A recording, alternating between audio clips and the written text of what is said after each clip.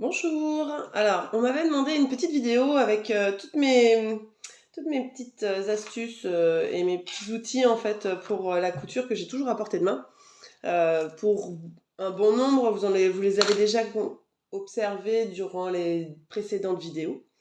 Mais je vais vous les présenter plus en détail puisque c'est ce qui m'avait été demandé. Alors, on va commencer déjà par tout ce qui est petites pinces comme ça, les pinces magiques. Je pense que maintenant, il y en a beaucoup qui les connaissent. Elle se présente, alors ça, celle-ci, c'est plutôt la marque Clover. Ça, c'est la marque, il n'y a pas de marque en fait, hein, c'est des primes et des sans marque. On les trouve en petites comme ça, en moyenne et en plus grande, et même maintenant en mini, plus petite encore et surtout plus étroite. Moi, c'est celle-ci que j'utilise. Alors, je vais vous dire exactement la dimension qu'elles font. Elles sont très très très pratiques. Moi, je les utilise pour tout. Elles font 2,5 cm de long. Donc, vous voyez, c'est pas des très grandes non plus. De toute façon, vous avez déjà dû les voir sur les autres vidéos, effectivement. Ce qui est très pratique avec ces petites pinces, c'est que du coup, notamment pour tout ce qui est matière où on peut pas mettre d'aiguille, tout ce qui est tricot, on risque de tirer une maille et du coup de faire un trou par la suite qui reste, hein, malheureusement, on peut pas bouger. C'est pas comme le chaîne tram où parfois on peut bouger un peu la matière, les fils, et puis ça revient. Là, c'est pas franchement le cas. Donc ça marche très très bien aussi sur le cuir et le simili-cuir. Tout ce qui craint en fait les trous des épingles.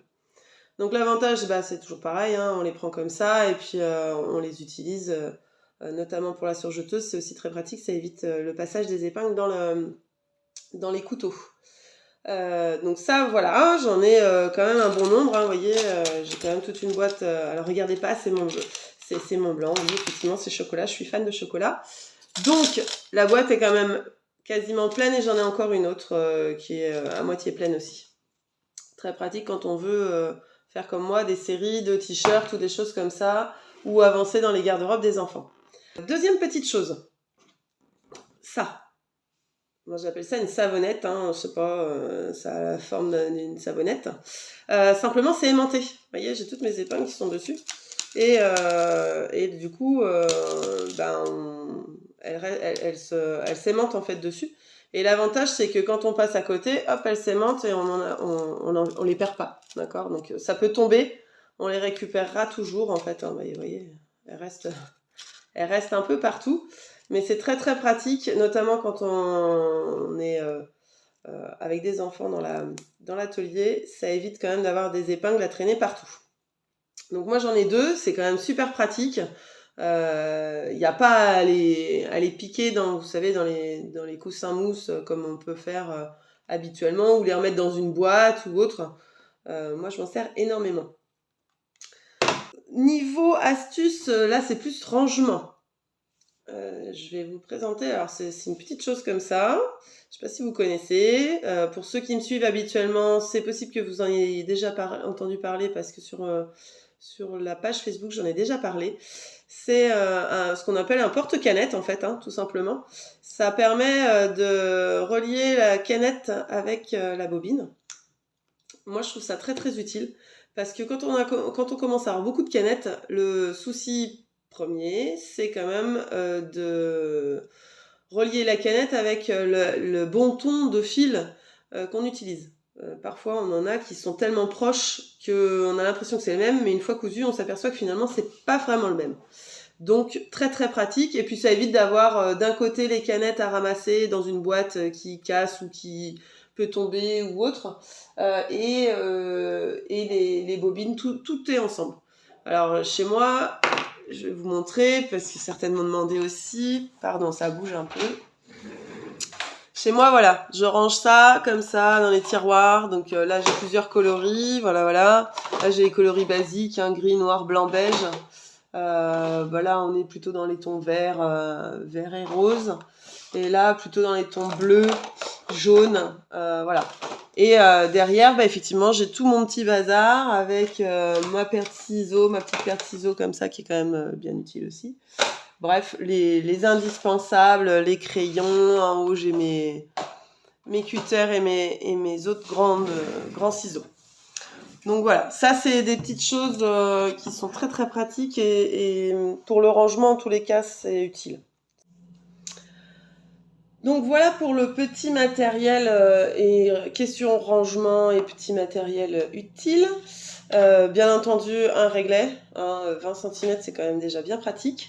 Après effectivement j'ai une règle de 40 cm plus mes grandes règles d'1 mètre. Qu'est-ce que j'ai d'autre? Ça pour la mesure. Je sais pas si vous connaissez, c'est les réglettes à ourlet ou saumomètre. Alors ça, c'est un outil, je dirais indispensable. Celui-ci, il est en plastique, mais il en existe aussi en métal pour permettre de repasser par-dessus. Ça peut être pratique parfois. Donc, en principe, ce qui est pratique, ce que j'utilise le plus en tous les cas, c'est la petite partie ici qui fait juste 1 cm pour les marges de couture en l'occurrence. Quand vous voulez tracer un patron ou des marques, quelles qu'elles soient. Et la petite partie qui fait 2 cm ici. Pour la simple et bonne raison, c'est que tout ce qui est ourlet de t-shirt, etc., ben c'est 2 cm. Donc moi je l'utilise, vous avez deux façons de faire, mais qui se ressemblent énormément. Vous repliez votre morceau de tissu et vous mesurez. Soit vous mesurez comme ça pour savoir si vous êtes bon, d'accord? Soit vous le passez dessous, et là c'est à condition de ne plus le voir. Donc là, ce qui permet en tous les cas de le faire passer par dessous, et ça on l'utilise surtout quand on veut repasser par dessus. Alors celui-ci c'est pas possible, hein, mais vous pouvez le pousser et du coup ça vous permet, hop, pardon, vous poussez dessous, vous repassez et vous avez vos 2 cm. Ou votre autre mesure, puisque on en a quand même plusieurs. Hein. Là, on a 2,5 cm, ici on a 3. Cette mesure, en tous les cas, qu'on a tendance à se servir un peu tout le temps et partout, et qui évite de sortir le réglé. Et en l'occurrence, quand c'est pour tracer, c'est tellement plus facile ici d'utiliser ça. Vous posez votre bordure de tissu ici ou votre bordure de patron, et ici, tout de suite, vous faites votre petite marque. Alors qu'ici, vous êtes obligé de le mettre au bord ici, d'accord, et de venir le marquer au-dessus. Là, c'est vraiment le long, vous le déplacez, tac, tac, tac, c'est tout de suite fait. C'est quand même très, très pratique. Après, ça s'achète, mais vous pouvez aussi le faire. À vous d'être un peu inventif. Je vous dis, hein, vous avez 1 cm ici, 1,5 cm ici. Bref, vous pouvez le faire d'une autre manière si vous le voulez. Vous pouvez le faire en carton, de manière aussi à vous permettre de le passer, de le repasser dans tous les cas. Mais il y a moyen de se débrouiller avec ça. Ensuite, qu'est-ce qu'on a d'autre? Je dirais les basiques. Hein. Le petit coupe-fil.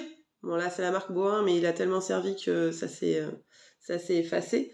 C'est quand même très pratique pour couper les petits fils qui restent. Hop, tac. En un coup, c'est fait. Même parfois, les petits rebords, vous voyez, comme ça, là, quand on a dans les angles, vous voulez dégarnir, tac. Ça se défait tout seul. Quand il n'y a pas trop d'épaisseur, je trouve pratique de l'avoir toujours à portée de main. Un autre indispensable, mais que tout le monde connaît, bien entendu, le découvite, qui permet de défaire nos coutures rapidement, et dans certains cas, c'est quand même très très très très très utile, n'est-ce pas, quand on se trompe.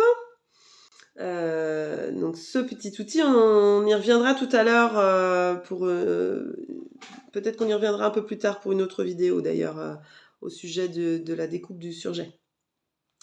Ça, ensuite, qu'est-ce qu'on a d'autre? Le basique, une petite pince Bruxelles, toute simple, qui est quand même pratique pour attraper le fil, pour enlever les saletés, un peu beaucoup de choses en fait. Hein. Ça, c'est un outil, je vais vous dire clairement, mes 3 indispensables qui restent toujours à portée de main, c'est ces 3-là. Et là, ceux-là, ils sont rarement rangés, ils sont directement au pied de la machine pour les avoir toujours à dispo quand je veux passer, ne serait-ce qu'un bout de tissu qui s'est défait, on veut le passer sous le pied, tac, on a tout de suite la pince, c'est très pratique. Donc ça, c'est aussi un indispensable. Est-ce qu'il faut que je présente aussi pour le marquage? Alors, plusieurs possibilités. Je ne vais pas montrer non plus, j'en ai d'autres. C'est celui-ci, évidemment. Pour le marquage sur tissu, c'est vrai que j'aurais pu en parler aussi plus tôt parce que c'est des choses qui m'ont été demandées. Personnellement, j'utilise deux choses. Soit le friction, je pense que maintenant tout le monde le connaît, c'est un crayon qui a fait sa grande entrée dans les classes des enfants dans depuis plusieurs années maintenant. C'est un crayon qui écrit un peu partout, qui marque, mais qui a la faculté en fait de s'effacer en fait dès qu'on passe le fer à repasser par-dessus. Donc, ou en tous les cas, dès qu'on fait quelque chose de chaud, si on chauffe longtemps, ça va s'effacer. A contrario, vous pouvez aussi le remettre au congélateur et ça réapparaîtra. D'accord? C'est assez magique. Tant que vous n'avez pas lavé le tissu, vous le passez au congélateur, ça revient. Vous le passez au fer à repasser, c'est parti. Attention toutefois, sur certains tissus, ça a tendance aussi à laisser des petites marques blanches à la place de quand ça s'efface. D'accord? Donc ça reste un peu marqué.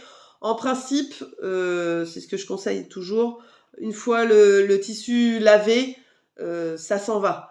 Maintenant, toujours faire un test malgré tout, selon le type de tissu qu'on utilise, c'est quand même préférable. Mais en général, j'ai très rarement eu de déconvenus avec ce type de crayon. Je vous déconseille aussi les marques distributeurs. Pour avoir fait le test, ils durent bien moins longtemps, ils écrivent moins bien et ils sont en tous les cas sur le tissu bien moins efficaces. Sur le papier, ils sont peut-être très bien, j'en sais rien, j'ai pas testé. A contrario, sur le tissu, je le déconseille. Deuxième chose que j'utilise sur le tissu, c'est un porte-mine en fait, vous voyez, de la marque Bohin entre autres. Mais je crois qu'il y a plusieurs marques à le faire. Bon, moi, j'ai Bohin parce que c'était un fournisseur qui me l'avait offert et que j'ai trouvé ça très très bien. Je le conseille. Il y a plusieurs possibilités en fait de couleurs de mine. Je ne sais pas si on reste ici. Bon là, ici il me reste du rose et du blanc. Mais vous pouvez avoir Critérium, en l'occurrence j'en ai deux des crayons comme ça, j'en ai un qui est en permanence avec du crayon de bois Critérium dessus, et un autre avec soit du blanc, du rose, du jaune ou du vert, puisque c'est les 4 couleurs qui sont disponibles. Et ça, c'est en tous les cas très très pratique pour les tissus. Alors on a plusieurs tissus sur lesquels c'est quand même pratique. Les tissus foncés, en l'occurrence, sur lesquels les crayons friction effectivement ne fonctionnent pas. Comment dirais-je, tout ce qui est laine, ça peut fonctionner si c'est une maille fine. Bon là évidemment on va pas beaucoup le voir parce que du blanc sur le vert là et que c'est en plus du jersey. Surtout ce qui est jersey, sweat, je prends ça sur le foncé, mais c'est vrai que c'est quand même moins pratique, ça a tendance à accrocher, ça reste de la craie, alors que le friction fonctionne mieux. Donc voilà pour mes outils de marquage. Là encore c'est pareil, la craie c'est comme toujours, c'est-à-dire qu'il faut le nettoyer pour que tout parte, mais j'ai pas de déconvenu non plus par rapport à ça. Dans tous les cas, il est toujours préférable de faire le maximum de marques sur l'envers du tissu, sur des parties qui ne se voient pas, que sur l'endroit, bien entendu. Maintenant, dans certains cas, c'est pas forcément l'idéal. Voilà pour cette partie marquage. J'ai aussi ce petit outil, en tous les cas, pour faire les coins, vous savez. Quand on fait un coin, qu'on a besoin de le retourner, si on veut un angle propre, je pousse évidemment d'abord avec le doigt. Bon là en plus c'est facile, c'est sur du jersey, donc il n'y a pas besoin de grand chose en tous les cas pour qu'il se mette en forme. Maintenant si vous avez besoin de pousser, alors soit vous avez effectivement les critériums sans les mines, pour tirer la mine vous poussez, ça fonctionne très très bien. Vous avez les embouts parfois de ciseaux. Maintenant, je suis pas forcément ultra fan pour la simple et bonne raison, c'est que ça a tendance à être un peu trop pointu et du coup à venir abîmer notre angle. Donc je suis pas fan. Moi j'utilise principalement cet outil qui est alors à l'origine un stylo à embosser. Donc j'ai deux embouts. J'ai un qui est un petit peu plus qui est arrondi et puis plus gros que celui qui est de l'autre côté, d'accord? Mais c'est très très pratique. On vient, on pousse, et hop, et voilà. Et l'angle, il est complètement fini, dans tous les cas, droit. Donc, ça a quand même son utilité. Là, sur du jersey, un peu moins, mais ça peut être pratique dans certains cas quand même, pour avoir des finitions propres. Une autre petite chose. Alors, celui-ci, vous le connaissez peut-être beaucoup moins. Je vous le montre comme je peux, parce qu'effectivement, c'est tellement petit que ça a du mal à faire la mise au point correctement. C'est ce qu'on appelle un remailleur. Alors là, il est tout petit, tout fin, hein, celui-ci. Moi, j'en ai en stock aussi un peu plus gros, en fonction de ce qu'on veut faire. Mais ça, c'est un outil qui est quand même pratique, entre autres, quand on veut rentrer, vous savez, le bout du surjet. Ça nous gêne. Quand ça arrive parfois que ça reste comme ça. Et plutôt que de couper, si c'est pas repris dans une autre couture ou que la couture va être beaucoup plus fine, plutôt que de couper, on va venir le rentrer. Donc, on va venir passer. Hop. Alors, on va l'ouvrir avant, ça va être plus facile. On vient, on passe notre mailleur dans le surjet, comme ceci, d'accord? On va venir le fermer sur une maille de notre chaînette. Hop, hop, en repoussant le petit loquet comme ça qui se referme. Et après, on n'a plus qu'à le tirer et notre surjet est passé. D'accord? Hop, voilà. Notre surjet est revenu dedans. Donc ça, c'est quelque chose qui coûte pas forcément très très cher, mais qui est très utile. D'ailleurs, pour celles qui tricotent, vous devez connaître ça en un peu plus gros, justement pour rentrer les mailles. C'est la même chose.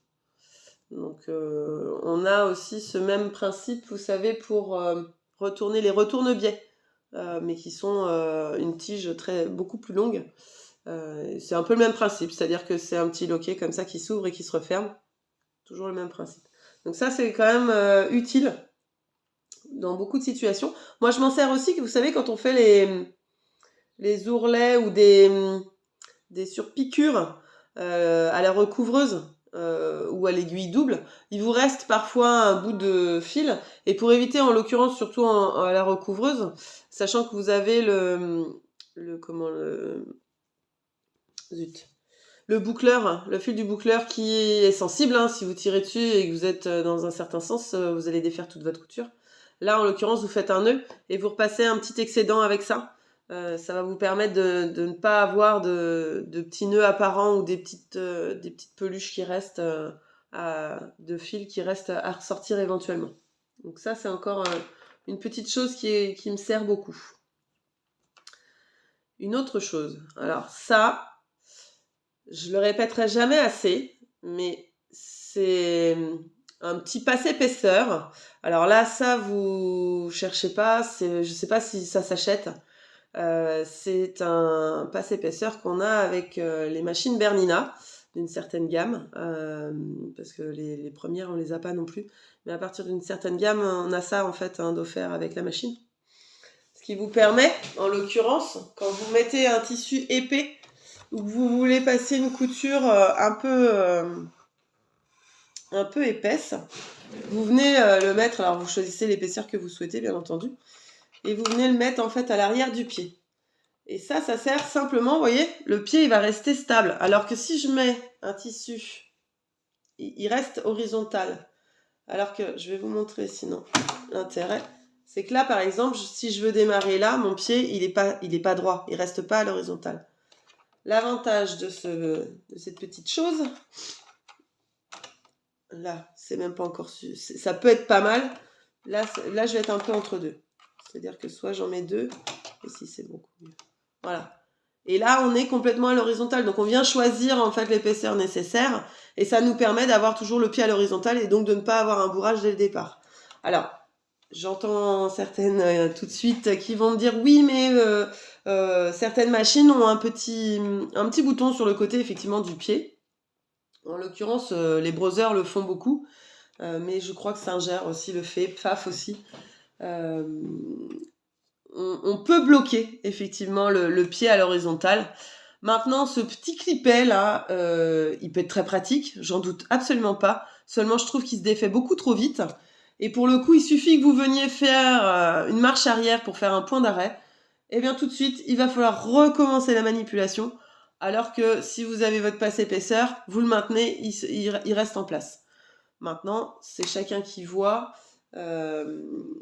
C'est pas, je le trouve pas forcément pratique. Et en l'occurrence, pour passer des épaisseurs, vous savez, sur les coutures latérales, par exemple, ça va faire effectivement bomber comme ça, puisque vous allez avoir votre épaisseur.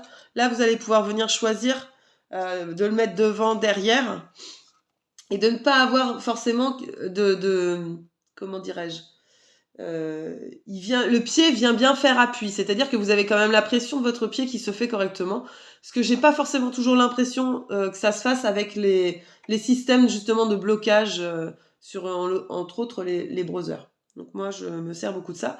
Maintenant, vous n'êtes pas obligé d'avoir ça, ça peut être un bout de carton ou principalement même du tissu, hein. C'est tout simple, hein, mais dans le temps on utilisait beaucoup le tissu et c'était très très bien. Donc pas de raison. Pas forcément envisager les achats impulsifs ou autres. Prenez ce que vous avez dans votre petite boîte à couture. Tout le monde a des chutes, on ne sait jamais quoi en faire. Il est toujours utile d'avoir une chute de jean par exemple, et puis du jersey, des choses comme ça qui puissent rester à l'arrière du pied et faire les tests également. Une dernière chose à vous présenter, ce petit objet. Je ne sais pas si vous le connaissez. Attendez. On a une petite tige comme ça qui sort. Ça permet de changer l'aiguille facilement avec ce petit embout-là. Et celui-ci, de l'enfiler. Donc, je vais vous montrer un petit peu comment ça fonctionne. Pour le changement d'aiguille, vous allez pouvoir venir prendre effectivement le petit embout qui est là. Vous voyez ? Je l'ai là. Et vous avez l'encoche en fait ici à l'intérieur où vous allez pouvoir venir insérer en fait l'aiguille. Donc là vous la prenez comme ça, hop, ça va vous permettre de la passer comme ça, d'accord ? Et là tout de suite, alors pardonnez-moi pour les mains, hop, et ça va éviter, voilà, qu'elle vienne tomber soit dans la partie, soit que vous n'ayez pas la place en fait tout simplement pour venir mettre les mains. D'accord ? Donc de la même manière, vous allez venir la remonter. Là, vous remettez bien le plat derrière, hop, vous la remontez et vous n'avez pas à avoir les doigts en dehors. Une fois bien serré, hop, vous la repassez dessous. D'accord ? L'autre partie, celle-ci, va nous permettre de faire l'enfilage. Donc là, vous tenez bien votre fil, vous prenez votre enfile-aiguille sur le côté, à l'horizontale, vous passez votre fil au milieu, vous le retournez, vous allez jusqu'au chat de l'aiguille, hop, vous l'enfoncez et c'est fait. D'accord ? Vous n'avez plus qu'à récupérer. Voilà. Tac. Voilà. Donc le enfile-aiguille, c'est quand même pas négligeable. Ça peut éviter des crises de nerfs, ça peut éviter beaucoup de choses. Donc c'est un outil pareil qui est toujours à disposition ici à côté de moi parce que dès que je prends la recouvreuse, j'en ai besoin. Autant sur la surjeteuse et la machine à coudre, j'ai l'enfile-aiguille intégré. Autant sur la recouvreuse, je ne l'ai pas et c'est quelque chose qui est quand même très très très pratique. Donc voilà, n'hésitez pas si vous avez besoin d'éclaircissements sur des petits points ou des compléments ou un élément supplémentaire, n'hésitez pas à me dire. Mais voilà, toutes mes petites astuces en tous les cas et tous mes petits outils du quotidien. Voilà, en espérant que ça vous ait intéressé. Merci beaucoup.